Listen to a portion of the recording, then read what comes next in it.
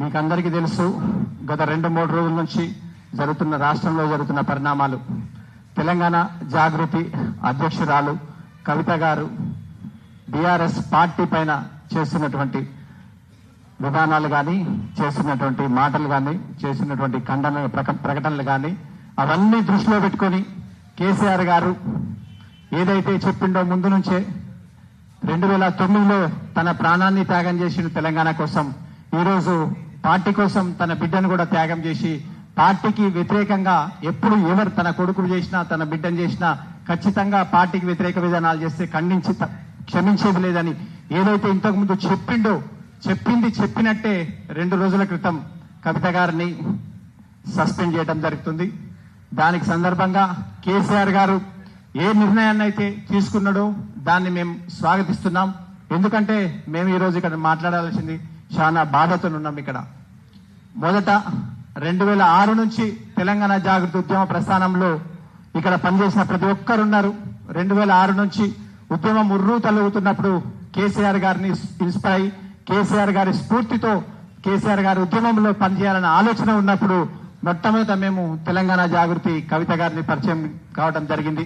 ఆ రోజు నుంచి తెలంగాణ జాగృతి టిఆర్ఎస్ పార్టీకి అనుబంధ సంస్థ అనే ఆలోచనతోని మేము కేసీఆర్ గారు ఇచ్చినటువంటి ఏ ప్రోగ్రాం కానీ, ఏ విధానాన్ని కానీ ముందుకు తీసుకుపోతే తెలంగాణ జాగృతి ద్వారా పనిచేసుకుంటూ ముందుకు పోతా ఉన్నాం. అప్పటి నుంచి మొదలైంది, 2006 నుంచి మొదలైంది.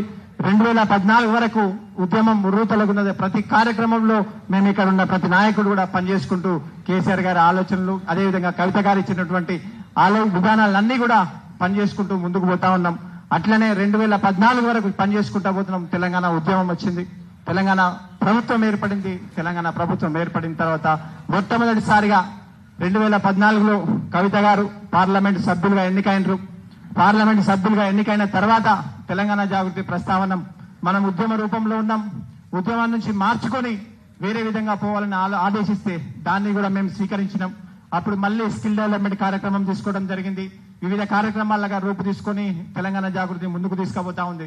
2014 నుంచి 2019 వరకు మొదటి పార్లమెంట్ సభ్యురాలుగా ఉన్నంత వరకు కూడా ఆమె ఏ నిర్ణయం తీసుకున్నా కూడా దానికి మేము కట్టుబడి ఉన్నాం.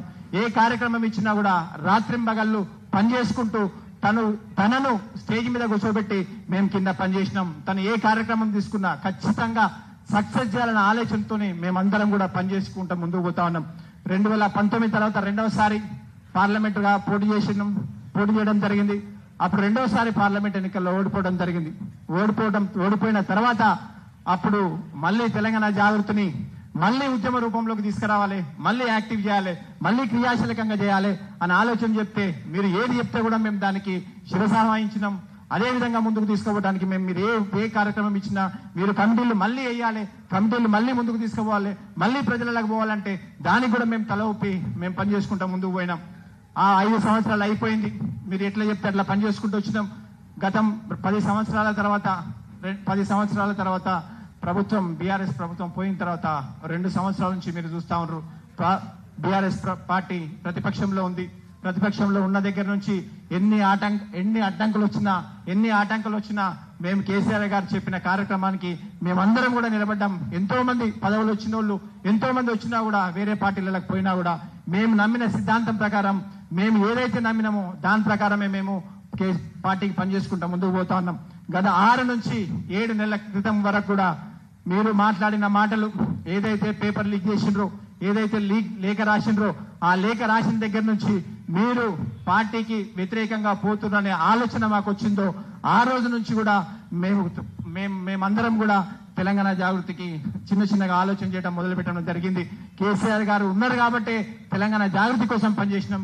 కేసీఆర్ గారికి వ్యతిరేకంగా మీరు పనిచేయడం మొదలుపెట్టినప్పుడు, మీ సొంత ఎజెండాతో పనిచేయడం మొదలుపెట్టినరో అప్పటి నుంచి మేము తెలంగాణ జాగృతికి మేమందరం కూడా దూరంగా ఉన్నాం, కామ్గా ఉన్నాం. ఎక్కడ కూడా మేము ఏం మాట్లాడలేదు. కానీ పార్టీ ఇచ్చిన ప్రతి కార్యక్రమంలో మేమందరం పనిచేసుకుంటూ ముందుకు పోతా ఉన్నాం.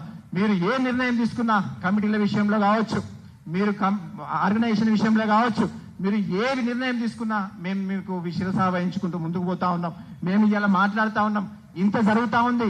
మాకు కనీసం ఒకసారి ఎన్ని సంవత్సరాల ఉద్యమంలో మీతో పనిచేసినాం, మాతో ఒక్కసారన్నా నేను ఈ విధంగా పోతున్నా, ఈ విధంగా జరుగుతుంది, ఈ విధంగా చేయాలనుకుంటున్నా అని కనీసం ఒక్కసారి కూడా మాతో చర్చ జరపలేదు, ఒక్కసారి కూడా మాతో మాట్లాడలేదు. మేము ఎంతవరకు మీకోసం పనిచేసుకుంటూ ముందుకు పోతా ఉన్నాం, మీరు చెప్పిన దాని ప్రకారమే ముందుకు పోతున్నాం తప్ప మేము ఎప్పుడు కూడా మీకు ఎప్పుడు కూడా ఒక క్వశ్చన్ వేయకుండా కూడా పనిచేసుకుంటూ పోతాం మీ మీద గౌరవంతో.